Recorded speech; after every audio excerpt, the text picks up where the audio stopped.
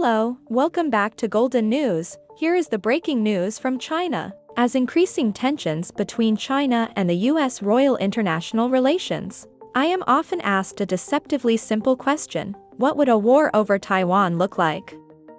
Frankly, we don't have to guess much, because two recent sets of Chinese military exercises around the island gave us a pretty good idea of Beijing's well-formulated battle plan. As increasing tensions between China and the US roil international relations, I am often asked a deceptively simple question: what would a war over Taiwan look like? Frankly, we don't have to guess much, because two recent sets of Chinese military exercises around the island gave us a pretty good idea of Beijing's well-formulated battle plan. The first of China's major exercises was conducted after former Speaker of the House Nancy Pelosi went to Taipei. In 2022, the second came after Taiwan's President, Tsai Ing-wen, met with current Speaker Kevin McCarthy this month.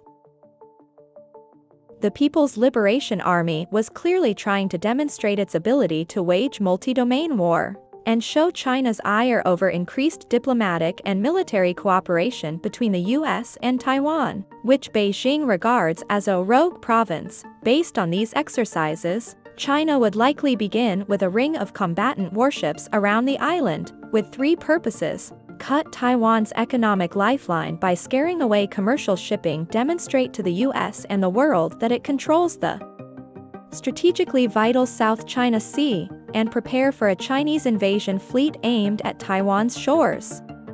If China succeeded in creating a de facto blockade, it would use long-range cruise and ballistic missiles to devastate the island's air defenses. This assault would likely target the military's command and control nodes to decapitate the government. Other probable targets would be military airfields, air defense systems, electronic warfare centers, fuel storage areas, and ammunition depots. In the two recent military exercises, China showed the ability to conduct a significant wave of these missile attacks, which could come from warships, aircraft, and, of course, the massive unsinkable aircraft carrier 100 miles from Taiwan, the Chinese mainland. Recent news accounts of apparently leaked Pentagon intelligence documents allege that US officials feel Taiwanese air defenses would be overwhelmed by such an assault, and China would rapidly achieve air superiority. A third element of the attack would be invisible, but perhaps most devastating of all: a major cyber attack against every military target on the island. China could also use cyberwar against key civilian facilities to terrify the general population. Lights would go out, drinking water and gas for cooking would be shut off, bank accounts and credit cards would be wiped out, rendering normal commerce impossible, and public transportation would face major disruption.